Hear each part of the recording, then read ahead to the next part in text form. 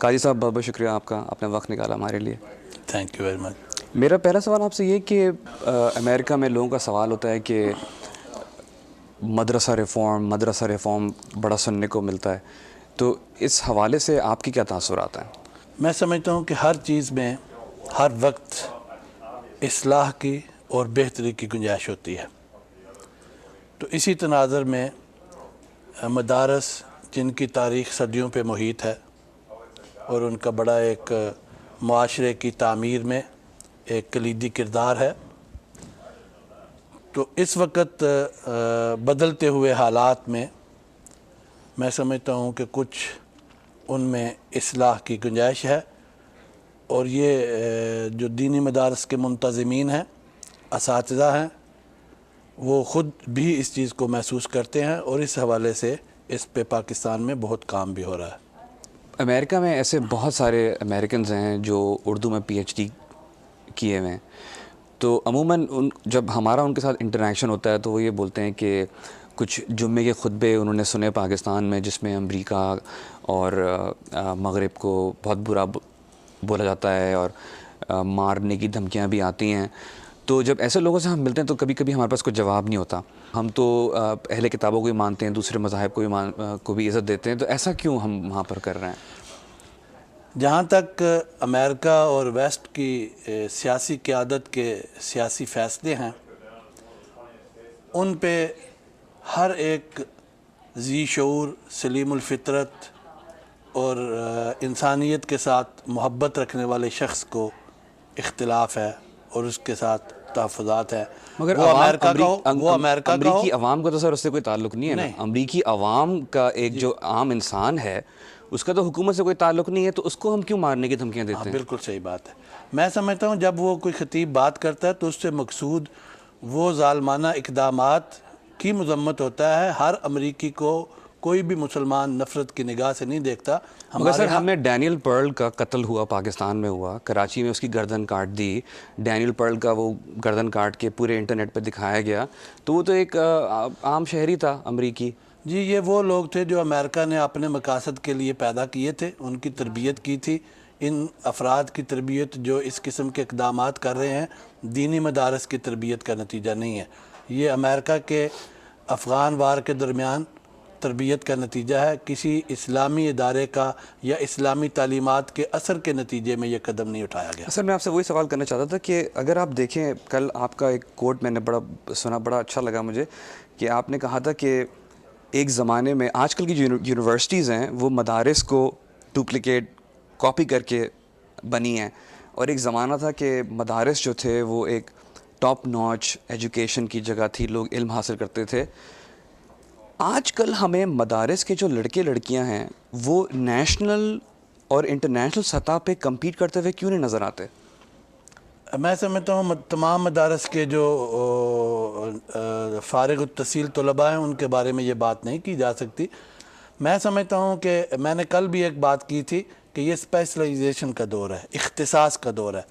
اب ہماری آنکھ میں درد ہوتی ہے تو ہم ڈاکٹر کے پاس نہیں جاتے، آئی اسپیشلسٹ کے پاس جاتے ہیں. اس وقت جو دینی مدارس ہیں ان کا ایک کردار ہے، وہ کوئی انجینئر یا سائنسدان تیار کرنے کے لیے نہیں بنے. کردار ہے کیا سر؟ ان کا کردار یہ ہے کہ مسلم معاشرے کی جو ایک ضرورت ہے مبلغین، مدرسین، ائمہ اور خطباء، وہ تیار کرنے. کیا مجھے ایگزامپل بتائیں کہاں تیار کیے اور کہاں پر وہ آج کل کیا کر رہے ہیں؟ اس وقت پاکستان میں جو ہزاروں مساجد ہیں یا مسلم ورلڈ میں جو ہزاروں مساجد ہیں، ان کے جو ائمہ اور خطباء ہیں وہ انہی اداروں کے فارغ التحصیل ہیں. مگر سر میں تو آپ کو عرض کیا کہ مسجد میں جمعے کی نماز پہ وہ بول رہے ہیں کہ کل امریکہ یا امریکیوں کو مار دو، تو یہ کس طرح کی ہم تعلیم دے رہے ہیں وہاں پر جو وہ اس طرح کی مسجد میں بات کر رہے ہیں؟ یہ بہت اچھا آپ کا سوال ہے. میں سمجھتا ہوں کہ یہ ہر معاشرے میں، ہر طبقے میں برے اور اچھے افراد ہوتے ہیں. اگر کسی ایک فرد نے ایسی بات کی ہے تو یہ مجموعی طور پر ائمہ اور خطباء کی پالیسی نہیں ہے، مجموعی طور پر مسلم امہ کی یہ سوچ اور فکر نہیں ہے. اگر کسی نے انفرادی طور پر ایسی بات کی ہے تو ہم سمجھتے ہیں کہ وہ مسلمانوں کے جذبات کا ترجمان نہیں ہے. عموماً یہ دیکھنے میں آیا ہے کہ مدرسوں میں لڑکے جو ہیں ان میں بڑا غصہ ہے اور کافی مارم پیٹی بھی ہوتی ہے. ماں باپ جب سنتے ہیں کہ جی بچہ مدرسے میں جا رہا ہے وہ 1 منٹ کے لیے ڈرتے ہیں. ایسا کیوں ہے ہمارے مدارس میں اتنا, یعنی کہ جبر کیوں ہے؟ ایک اگر آپ کسی چیز سے اگری نہیں کرتے تو ایک عام انسان کی طرح ہم ڈسکشن کر سکتے ہیں, تو اس طرح سے کیوں نہیں وہاں پر تعلیم جاری؟ مار کے کیوں, ڈنڈوں سے کیوں پڑھایا جاتا ہے؟ ہمارے مدارس میں بھی کچھ کوتاہیاں ہیں. اگر کوتاہیاں نہ ہوں تو میں آج یہاں امریکہ میں آپ کے ساتھ بیٹھ کے کیوں ڈسکس کر رہا ہوں, ICRD کے ساتھ کیوں ڈسکس کر رہا ہوں. کل جو ہم نے لیکچر دیے ہیں, دوست تشریف لائے, ان کے ساتھ مشاورت بے معنی ہے. کچھ کمیاں کوتاہیاں ہیں, ان کو دور کرنا چاہیے. اور اب جیسے ایک سلوگن ہے پاکستان میں, مار نہیں پیار, ہر سکول کے باہر لکھا ہوتا ہے. اور میں سمجھتا ہوں کہ اس وقت جو انسان تشدد کو سمجھتا ہے کہ اس سے تعلیم بہتر دی جا سکتی ہے, وہ رسالت مآب صلی اللہ علیہ وسلم کی حیات طیبہ سے باخبر ہے. آپ کے پاس حضرت انس 10 سال خادم رہے ہیں اور سیکھنے کے لیے ساتھ رہے ہیں. وہ فرماتے ہیں کہ مجھے 10 سال میں مجھ سے بڑی غلطیاں بھی ہوئیں, لیکن کسی مرحلے پر رسالت مآب صلی اللہ علیہ وسلم نے مجھے ڈانٹا نہیں, میرے ساتھ تلخی سے نہیں پیش آئے. تو جو ہمارے مدرسین ہیں انہیں رسالت مآب صلی اللہ علیہ وسلم اور حضرت انس کے درمیان جو طریقہ تدریس تھا اس کو پیش نظر رکھنا چاہیے. اور اگر کسی مدرسے میں ایسی بات ہے تو اس کی اصلاح ہونی چاہیے. قاضی صاحب میرا آخری سوال آپ سے بہت ضروری سوال ہے. کل آپ نے بڑی خوبصورت ایک بات بولی, آپ نے بہت ساری اچھی باتیں بولی, کل ایک نہیں بولی, مگر ایک بات جو میرے دل کو لگی ہے اور جو میں آپ سے پوچھ چاہ رہا ہوں کہ آپ نے کل بولا کہ مدارس میں یا کسی بھی ایجوکیشن انسٹیٹیوشن کے حوالے سے یہ بہت ضروری ہے کہ وہاں پر بین المذاہب کی ہم بات کریں, وہاں پر ہم اس چیز کو سامنے لے کے آئیں کہ رب العالمین ہے, رب المسلمین نہیں ہے. آخری میں اس پہ آپ کیا کامنٹ دینا چاہیں گے؟ میں سمجھتا ہوں اسلام کی ساری تعلیمات انسانیت کے احترام اور آدمیت کی تکریم پہ بیس کرتی ہیں. اسلام نے کہیں کسی کو بائی فورس مذہب کی تبدیلی کا جو ہے اجازت نہیں دی. بڑا واضح حکم ہے, لا اکراہ فی الدین, کسی کو بائی فورس آپ دین کی تبدیلی پہ مجبور نہیں کر سکتے.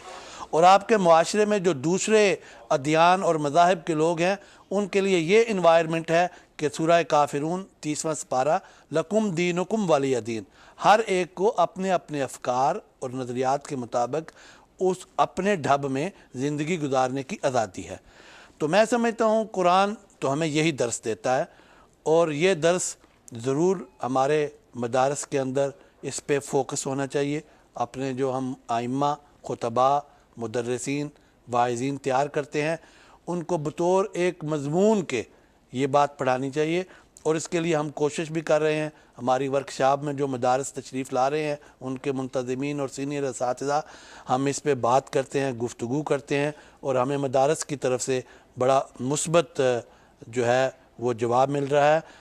اور میں آپ کے اس معزز پلیٹ فارم کی وساطت سے بھی جن منتظمین یا اساتذہ تک ہم براہ راست نہیں پہنچ سکے, یہ کہنا چاہوں گا کہ دنیا میں اسلام کے مثبت تشخص کو اجاگر کرنے کے لیے دنیا میں دوسرے جو ادیان اور مذاہب ہیں ان کی قیادت اور ان کے ماننے والوں کا احترام ضروری ہے. اس کو ہمیں ہر وقت رسالت مآب صلی اللہ علیہ وسلم کی حیات طیبہ کی روشنی میں پیش نظر رکھنا چاہیے. قاضی صاحب آپ کا بہت بہت شکریہ, تھینک یو سو مچ کہ آپ نے ہمیں جوائن کیا, آپ نے وقت نکالا, آپ واشنگٹن آئے اور ہم سے ملے. خبروں سے آگے کے لیے آپ کا بہت بہت شکریہ, اور ہم آپ کو بیسٹ وشز دیتے ہیں اور دعا کرتے ہیں کہ جس مشن پہ آپ نے جو قدم لیا ہے انٹرفیتھ ڈائلاگ اور بین المذاہب کے حوالے سے جو آپ کام کر رہے ہیں, کرسچنز اور جیوز اور مسلمان کو آپس میں ایک دوسرے کو ملانے کی جو کوشش کر رہے ہیں آپ, اس میں آپ کو کامیابی حاصل ہو. آپ کے ادارے کے اس تعاون سے ہماری کمٹمنٹ میں مزید جو ہے وہ بہتری آئے گی, اور ہم تو ہر فرد اور ہر ادارے کا اس نوبل کاز کے لیے تعاون چاہتے ہیں. اور جب تک کولیکٹیو ایفرٹ نہیں ہوتی شاید ہم منزل تک نہ پہنچ سکیں. میں آپ کے ادارے کا ایک دفعہ پھر شکر گزار ہوں جنہوں نے مجھے یہ موقع دیا کہ میں اپنے افکار, اپنے نظریات, اپنے خیالات لاکھوں لوگوں تک پہنچا سکوں. Thank you very much. آپ کا بہت بہت شکریہ قاضی صاحب.